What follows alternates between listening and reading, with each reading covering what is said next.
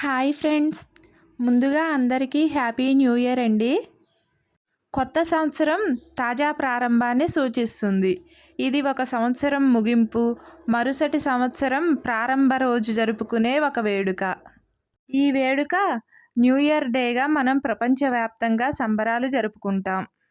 కొత్త సంవత్సరం రోజు చాలామంది ఉదయాన్నే లేచి స్నానం చేసి ఇంట్లో పూజ చేసుకొని తర్వాత గుడికి వెళ్తారు. అయితే కొంతమంది రోజు వెళితే మరికొంతమంది వారానికి ఒకసారి పండుగల రోజున వెళ్ళి దైవ దర్శనం చేసుకుంటారు. కొత్త సంవత్సరం రోజు దాదాపు చాలామంది చిన్న పెద్ద తేడా లేకుండా అందరూ గుడికి వెళ్తుంటారు. ఎందుకు వెళ్తున్నారు అంటే అందరూ దైవ దర్శనానికని సమాధానం చెప్తారు తప్ప గుడికి వెళ్తే కలిగే ప్రయోజనాల గురించి ఎవరూ చెప్పరు. కొంతమంది మాత్రం తమ అవసరాలు తీర్చమని, కాలక్షేపం కోసం, మరికొందరు మాత్రం తమ కోరికలు తీర్చమని ఆ దేవుణ్ణి కోరుకోవడానికి గుడికి వెళ్తామని చెప్తారు. కానీ గుడికి వెళ్ళడం వల్ల మానసికమైన ప్రశాంతతే కాదు, అంతకు మించిన శారీరక శక్తి లభిస్తుంది.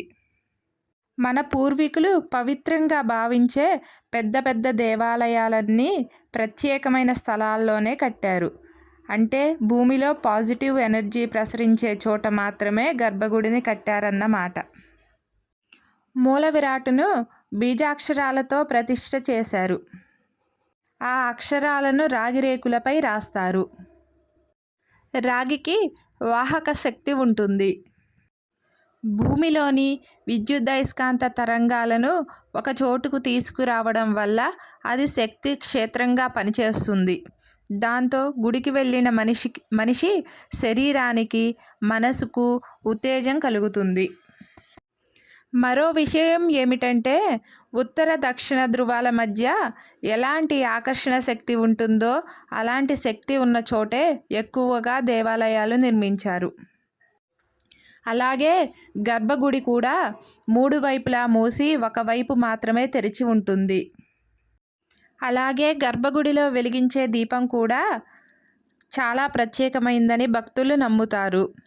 అందుకే గుడికి వెళ్ళడం వలన మన మనసు, శరీరం కొత్త శక్తితో నిండుతుంది. అదేవిధంగా దేవుని దర్శనం చేసుకున్న తర్వాత చాలామంది ఆలయం లోపల నుంచి వెంటనే బయటకు రారు. కొంతసేపు కూర్చుంటారు. 2-3 నిమిషాలు కూర్చొని ఆ తర్వాతే గుడి నుంచి బయటికి వస్తారు. ఎందుకంటే గుడి వాతావరణం మనిషిలో ఉన్న చెడు స్వభావాన్ని తొలగించి మంచిగా ఆలోచించేలా చేస్తుందని పండితులు చెబుతున్నారు. అలాగని విగ్రహం ముందే కూర్చోవాలని లేదు. గుడి ఆవరణలో ఎక్కడ కూర్చున్నా పర్వాలేదు. దీని వెనుక కూడా ఓ రహస్యం దాగి ఉంది. గుడిలో ఉన్న రాగి రేకులు అనారోగ్య సమస్యలను తగ్గిస్తాయి. అలాగే గుడి చుట్టూ తిరగడం వల్ల కూడా పాజిటివ్ ఎనర్జీ శరీరంలోకి ప్రసారం అవుతుంది. అయితే ఎప్పుడన్నా ఒక్కసారి గుడికి వెళ్ళే వాళ్ళు ఆ శక్తిని గుర్తించలేకపోవచ్చు. కానీ రోజు వెళ్ళే వాళ్ళు మాత్రం గ్రహించగలరు. దేవాలయాలలో గంట మోగించడం వల్ల ఆ శబ్దం మెదడును ప్రేరేపిస్తుంది. అలా 7 సెకన్ల పాటు జరిగితే శరీరంలోని వ్యాధి నిరోధక శక్తులు ప్రేరేపితమై చిన్న చిన్న ఆరోగ్య సమస్యలను నయం చేస్తాయని పురాణ గ్రంథాలు చెప్తున్నాయి. దేవుని దగ్గర కుంకుమ పెట్టుకోవడం వలన ఏకాగ్రతతో పాటు జ్ఞాపక శక్తి కూడా పెరుగుతుందని శాస్త్రం చెబుతుంది. దేవాలయాలలో చేసే పూజలు, పూలు, ధూపదీపాల వల్ల సువాసన వస్తుంది.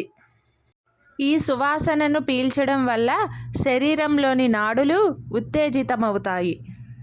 దాంతో మానసిక, శారీరక సమస్యలు దూరం అవుతాయి. గుడికి వెళ్ళి రావడం అంటే ఒక కాలక్షేపం కాదు. గుడికి వెళ్ళి దేవుడిని దర్శనం చేసుకొని వస్తే తప్పనిసరిగా చెడు నుంచి మంచి వైపు మనిషి మారాలి. అప్పుడే దేవాలయానికి వెళ్ళొచ్చిన ఫలితం దక్కుతుంది. గుడికి వెళ్ళడం అంటే మానసిక దృఢత్వాన్ని పొందడం. అలాగే ఆ దేవుణ్ణి దర్శించుకునేటప్పుడు మనం చూపు అంతా విగ్రహం మీద పెట్టి దర్శనం చేసుకుంటే ఏకాగ్రత పెరుగుతుంది. ఇంట్లో పనులు, ఆఫీసు ఒత్తిడి, ఆర్థిక సమస్యలు వంటి వాటన్నిటి నుండి కాసేపైనా దూరంగా ఉంటారు.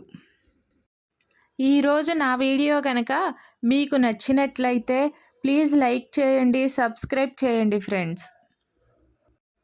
మరో మంచి వీడియోతో మీ ముందుకు వస్తాను.